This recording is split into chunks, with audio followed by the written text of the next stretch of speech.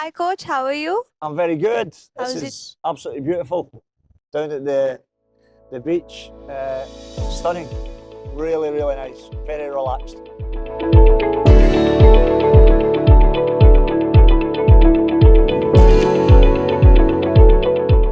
And how's your stay been in Chennai so far? How is training going? What's going on? Like, what are your thoughts on all of this? Yeah, well, first and foremost, we're delighted to be back. And the pre-season is always exciting. New players coming in, getting accustomed to the club, the values, the principles that CFC stand for is really important. So it's been nice getting them all together, understanding how they've got to be as a group. The training, we've enjoyed it, working really hard. New kits, new training gear, everything fresh and ready to go. And yeah, we look forward to another exciting season. So, tell us about your earliest football days. Basically, when and how you started your footballing career. Well, we could be here for a long time if you're asking me about my early We have the entire day. Yeah. Well, obviously, I'm one of 9. I have 5 brothers and 3 sisters, and they were all very, very, very sporting. All six boys played football at a very high level. My 2 oldest brothers were professionals. My other 3 brothers were semi-professionals, and I'm the third youngest. I have 2 younger brothers. So from an early age, everything was just football. And then I was signed when I was 13 years of age. I was signed professionally, and really just went from there. So very lucky, very blessed that I've had my career in football, and but I've worked very hard, So obviously I was given some God-given ability, and then what you have to do is you have to work very hard to tone that ability and understand what it makes to be a professional. And unfortunately, I went on to manage to score a few goals for the teams I played for. But yeah, been very lucky, very blessed to have my career in football. As you know, we love the game. That's my earliest memory. You ask about your earliest memory, with the enthusiasm for the game. And that never leaves you. If it does, you shouldn't be involved in football, because talent only takes you so far. And I always say this, hard work will always beat talent when talent doesn't work hard. And that's a message for everybody, regardless of what sport you're in. And so we've always prided ourselves in working very hard, trying to get the best out of teammates when I played, and then as a coach, trying to improve, particularly young players. We love that if we can get a young player and help in their development. What position did you play? So I started as a midfield, but I was very small. So until I was 18, I was 5'4" and very slim. I was very thin. And then at 18, I went to nearly just short of 6 foot. And then when I was tall enough, I went straight into the first team. Managed to score in my debut. And actually, when I came into the game as a substitute. This was a club called Dumbarton. My 2 older brothers had played it. My brother Thomas, who was the captain, he was actually substituted for me to come into the game. And they were losing 1-0, and we got a penalty with 2 minutes remaining. And I was the youngest player in the field, but I was always confident, as you know. And I stepped forward to take the penalty. And that was it. That was my first goal. And from then, I never ever came out of the team. I just went on and went from strength to strength.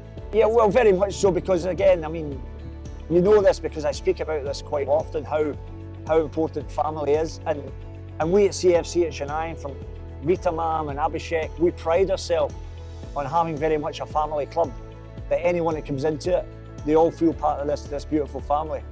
And we always say, once you've been in the CFC family, you're always in it. And so we certainly try to make that the atmosphere we have at a football club. And I've been very fortunate, as I say, being raised in a big family. And so many things in common with Indian families. Obviously, my parents were Irish, so they came from Ireland to Scotland to raise a family and find jobs and give their family a better life. So yeah, that plays a huge part, and that's how we like a football club to be, that everybody feels part of a lovely family that we have here at CFC. Well, it's a special thing to have, for sure. Now, everybody wants to win. We're no different. But I think fundamentally we have to understand that we're all part of this CFC group, the CFC family, and we do our best to make sure that everybody that comes into it, I'm not just talking about footballers, I'm talking about everybody at our club, the support staff, the front office as we call it. Everybody has a role, everybody has a part to play, but we all come together. My job's the head coach. Doesn't make me any more important than somebody else that does another job. We just have to all be good at our jobs and do our very best.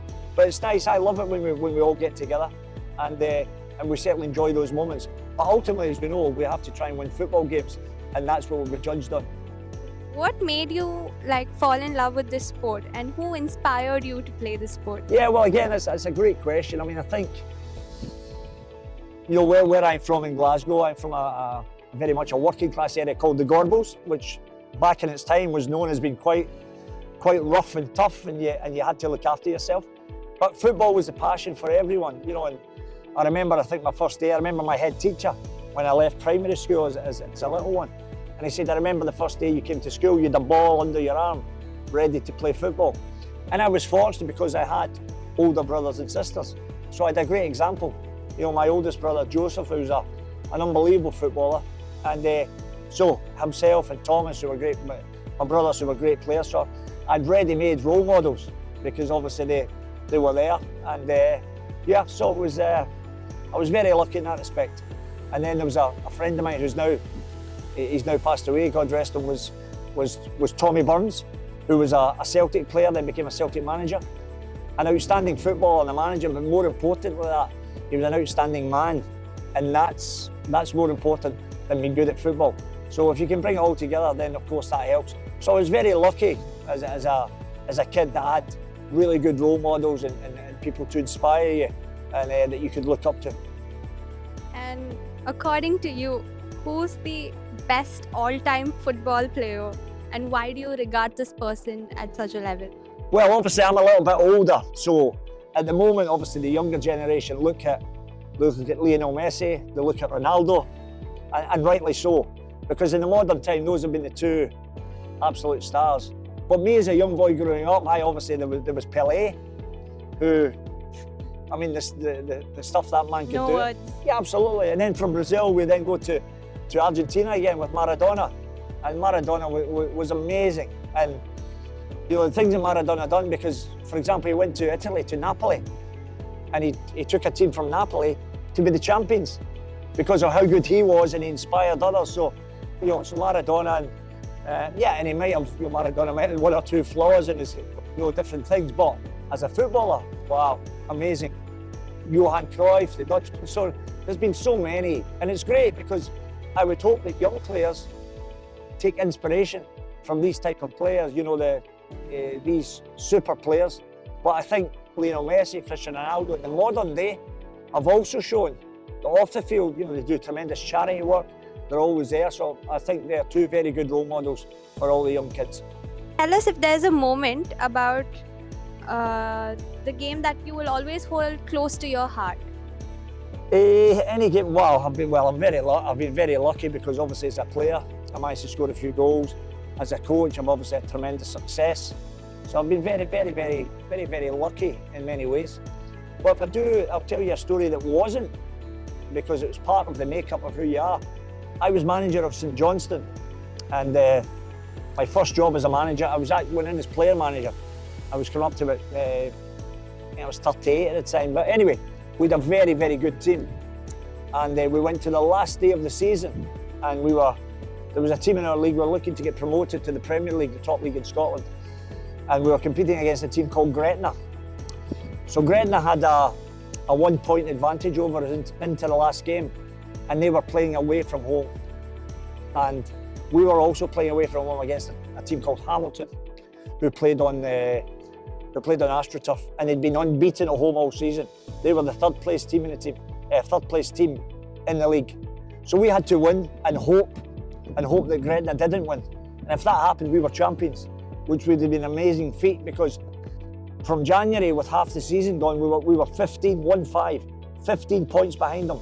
But every week we kept winning and closing the gap to this final day. So we kicked off, but what happened was Gretna's game against Ross County kicked off 8 minutes behind us. So because anyway, we were playing 8 minutes ahead. So we won our game, 4-3, but Gretna hadn't finished and they were drawing 0-0. So that time we would be champions, but we had to wait in the dressing room.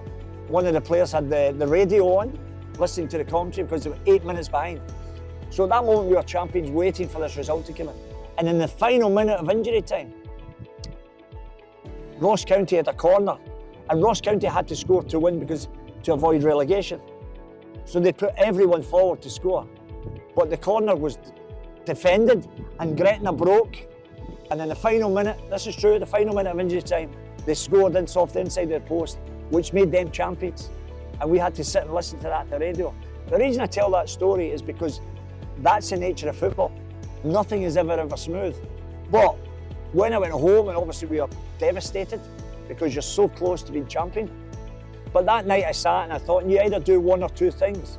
You either feel sorry for yourself, or as I did, the next morning you're up and you're planning for the next season to have a better team, to be champion. And that's the nature of football, that's the nature of sport. You've got to be ready for that moment. And if you're not, then you plan again and you make sure you're better the next time. So I could tell you about loads of wonderful successes I've had, but that moment always stays with you because you remember that's what you have to do to be able to be successful again. You pick yourself up, strong mentally, and you bring everything you can. And what about in CFC? What's one thing that you'll always Oh, well, with CFC, I mean, obviously people will go back to season 6 because obviously when we came in, we were at the bottom, and what we did and what we built and the involvement of the fans, because every home game, more fans were coming, culminating, as you know, in the semi-final at home against Goa, who had won the league. Goa they were the best team. Goa were the best team in the country that year, and we absolutely demolished them. On merit, we were outstanding. But that's the way we'd been playing. We were taking care of everybody. Remember, we had to go to Mumbai supposed to be the last day of the season, but because our Northeast game had been postponed, but we had to go to Mumbai and get a result, because if Mumbai beat us, they were in the playoffs. But we went there, and my skipper, 𝐲𝐨𝐮'𝐫𝐞, who was my captain, and we went through it because we looked in the set play and we knew we could score in the back post if we delivered well, and so it be. So it worked out perfectly, and that took us to the Goa game. We were amazing, which obviously led then to the final. And again, that rankles with me a little bit, the final, because on any other day we would have won that game. And again, people think, oh, sour grapes, you lost. We did lose the game, but not because we weren't the better team. So anyway, we lost that, but it was a wonderful campaign. The fans felt re-energised, the atmosphere we had, so it was absolutely brilliant. And then obviously COVID came, and but then to come back last year, it was a completely different challenge, because in the last number of years, as you know, the only time the club prior to last season had been in the playoffs was the year that me and Sandy had come in, when they were bottom in the last 5 or 6 years. So bit by bit, we got some nice pieces we tried to build. And obviously then, we all remember, we got a punch in the nose at home against Hyderabad, and everybody wrote us off. But we never wrote ourselves off, because we knew what we have as a club. It goes back to what we spoke about that family coming together. We lost the game and everybody was gutted, devastated. But we didn't turn to each other. What we did is we turned into each other to come together again, which we had to do. And then that took us to the Salt Lake, where we had to go and beat Mohanbagan, which we did. And then in the space of, and it was a record I was unaware of. I had no idea that for 10 years, CFC had never won a game at home when they'd went behind. I couldn't believe that when I was told. In 10 years, the club had never come from behind in a game at home when they went 1-0 down. Couldn't believe it. But we did. Not only did we do it, we did it twice in a week. We were breaking records at the end of the season, the form we were in, and what it did, it took us in to the playoffs. Records are meant to be broken. That's the only reason they are there. 100%, you're right. That's what records are there for, to be broken. And we did it. As I say, we broke that record, we broke another record. So, but what it did, it gave us the momentum, the belief, the mentality, and we were all together, which took us into the playoffs. So we showed last year that that we can stand toe-to-toe with teams who have far bigger budgets and buy ready-made players. Our model is different. We pride ourselves, and CFC always have, on looking for young talent. Good players that we can grow, we can develop, and trying to make them into champions. That's what we do. And I'm excited now about this, about the crop we have this year. If you think we've signed some good players, some experienced players, but equally young players we've signed, and 𝐲𝐶, 𝐷𝐴𝐴, 𝐴𝐚𝐷𝐿, 𝐸𝐷𝐿, all these young boys who can come in and play a big role in what we do moving forward. So yeah, I think we've got a good balance, but the young players excite me. Those are the ones I think we can make them better.